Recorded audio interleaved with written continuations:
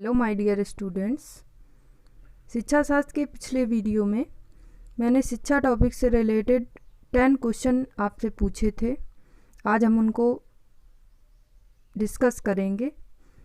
तो आइए क्वेश्चन देख लेते हैं। तो पहला क्वेश्चन था, वर्तमान समय में विद्यमान आवासीय विद्यालयों की तरह प्राचीन समय में स्कूल थे। तो प्राचीन समय का मतलब है प्राचीन कालीन शिक्षा।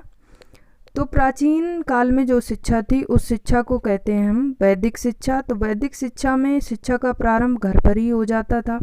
उच्चारण, शब्द, भाषा तथा गणित की प्रारंभिक बातें सीखकर छात्र को आश्रम जाना पड़ता था। औपचारिक शिक्षण संस्था को ही गुरुकुल कहा जाता था।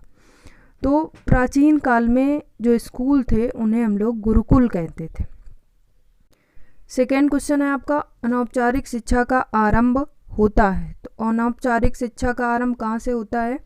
किसी संस्था से, परिवेश से, सुनियोजित ढंग से, इनमें से कोई नहीं। तो आपका बी ऑप्शन सही है। कहाँ से होता है? परिवेश से, क्योंकि अनौपचारिक शिक्षा का अर्थ है जीवन पर्यंत चलने वाली शिक्षा। मनुष्य जब से जन्म लेता है तब से ये शिक्षा आरंभ हो जाती है, और जब उसकी मृत्यु होती है तब यह शिक्षा समाप्त होती है। तब तक वह कुछ ना कुछ सीखता ही रहता है, जिसकी शुरुआत उसके परिवेश से ही होती है। तो कौन सा ऑप्शन सही है? Option B. थर्ड क्वेश्चन है आपका, इस समय शिक्षा किस सूची में है? तो इसका फर्स्ट ऑप्शन है राज्य सूची में, सेकेंड ऑप्शन है संघ सूची में, थर्ड ऑप्शन है समवर्ती सूची में, और फोर्थ ऑप्शन है उपरोक्त सभी। तो इसका जो आंसर है वो है समवर्ती सूची। इस समय शिक्षा समवर्ती सूची में है। चौथा क्वेश्चन है, शिक्षा का स्तर ऊंचा उठाने के लिए आवश्यक है।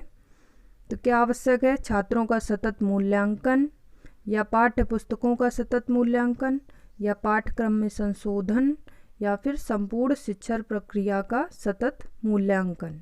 तो यहाँ पर डी ऑप्शन सही है, संपूर्ण शिक्षण प्रक्रिया का सतत मूल्यांकन। सतत मूल्यांकन मतलब लगातार मूल्यांकन। जैसे शिक्षण की प्रक्रिया में यूनिट टेस्ट होते हैं, सेमेस्टर एग्जाम होते हैं, हाफ ईयरली एग्जाम होते हैं, ये सब सतत मूल्यांकन के उदाहरण हैं।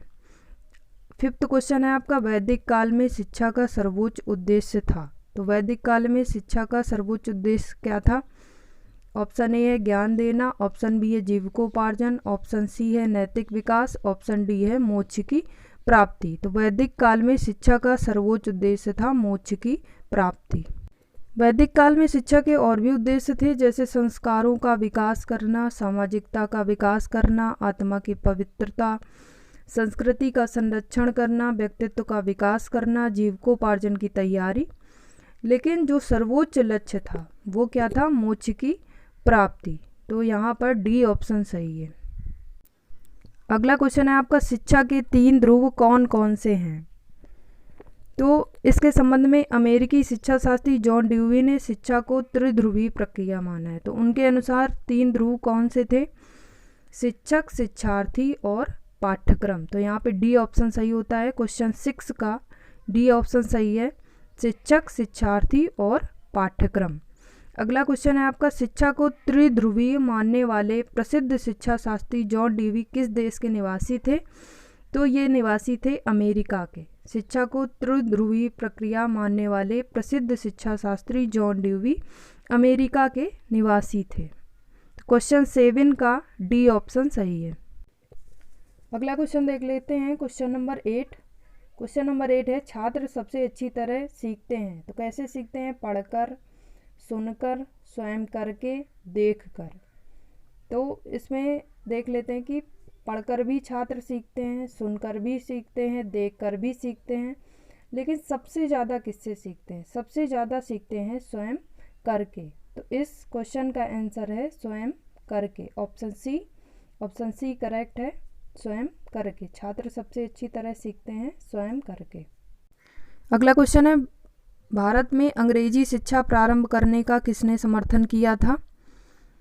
राजा राम मोहन राय ने, स्वामी दयानंद ने, स्वामी विवेकानंद ने, जाकिर हुसैन ने। इसका आंसर है ऑप्शन नंबर ए, राजा राम मोहन राय। भारत में अंग्रेजी शिक्षा प्रारंभ करने का समर्थन सर्वप्रथम राजा राम मोहन राय ने किया था। नेक्स्ट क्वेश्चन है, केंद्र सरकार में शिक्षा का संचालन कौन सा मंत्रालय करता है? तो इसमें इससे संबंधित ऑप्शन है शिक्षा मंत्रालय, शिक्षा एवं संस्कृति मंत्रालय, विज्ञान एवं शिक्षा मंत्रालय, मानव संसाधन एवं विकास मंत्रालय। तो इसमें जो करेक्ट ऑप्शन है वो है मानव संसाधन एवं विकास मंत्रालय। इसका डी ऑप्शन सही है, मानव संसाधन एवं विकास मंत्रालय। नेक्स्ट क्वेश्चन देख लेते हैं, अनिवार्य शिक्षा के मार्ग में बाधाएं हैं।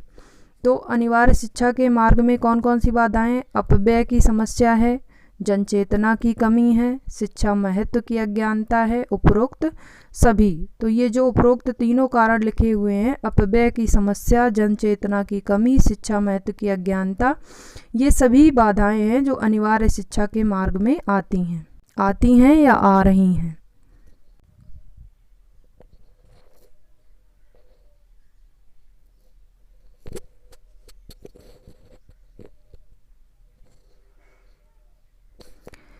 अगला क्वेश्चन है, शिक्षा का प्रचार प्रसार क्यों आवश्यक है?